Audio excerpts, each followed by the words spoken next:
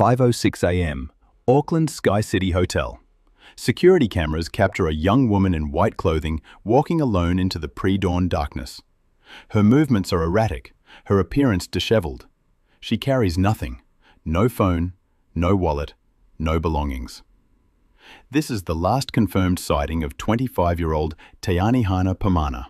In seconds, she will vanish completely from one of the world's most surveilled cities. 5 weeks later, police admit they have no idea where she is. No sightings, no trace, no answers. It's as if she simply ceased to exist. But the security footage from that morning tells a different story, one that raises disturbing questions about what really happened to Anihana Pomana. Good day, and welcome back to the channel, where we dig deeper into the stories that don't quite add up.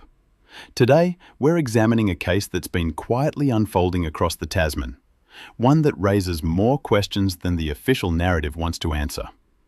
August 21st, 2025, 5:06 a.m.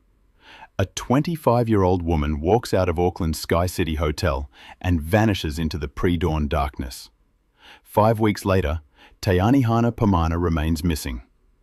Just yesterday, September 25th, police confirmed they still have no confirmed sightings despite many people coming forward with information.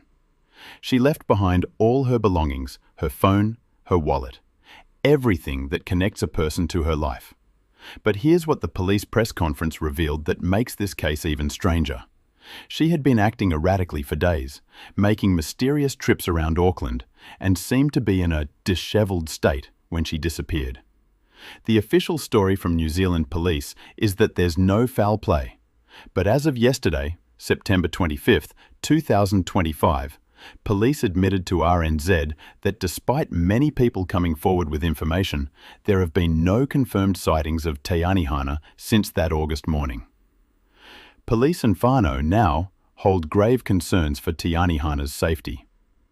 When you examine their own statements, nothing adds up.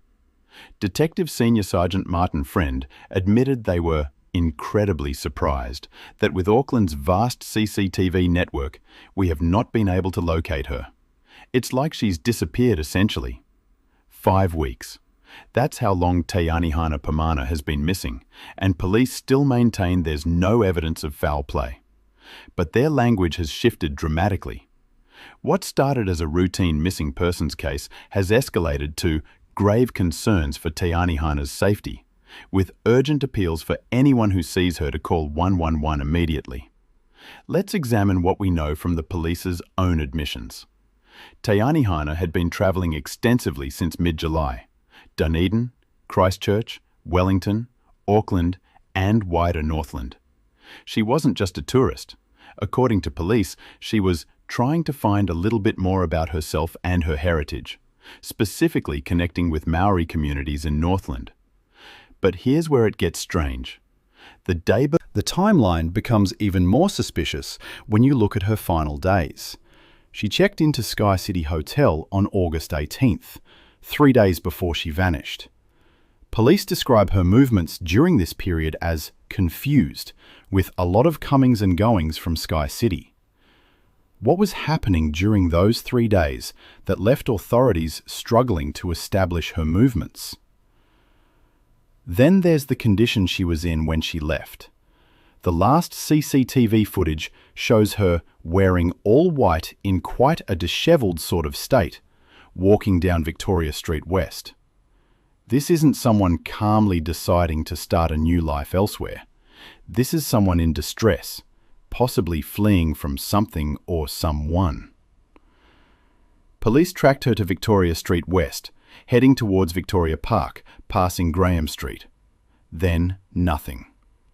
In a city covered by cameras, a woman in white clothing simply disappears. Detective Senior Sergeant Friend's admission that they're incredibly surprised by this suggests even they know something isn't right. Here's what really bothers critical thinkers. The evidence points to foul play, but authorities insist otherwise. Anihana left all her possessions behind: phone, wallet, everything. Police confirmed she had no money, hadn't bought new clothing, hadn't spent money anywhere. How does someone survive for weeks without resources unless someone is helping them or controlling them? The family's response tells a different story than the official narrative. Her mother, Catherine Anderson, made an emotional plea. As a mother, I'm appealing to anyone who has any information about Te Anihana to contact police. A mother's instinct is rarely wrong. She travelled from Dunedin because she knows her daughter is in danger, not on some spiritual journey. Police revealed Te Anihana had received treatment at Middlemore Hospital for an existing injury in early August, just weeks before she disappeared. What was this injury? Could it be related to her erratic behaviour and ultimate disappearance?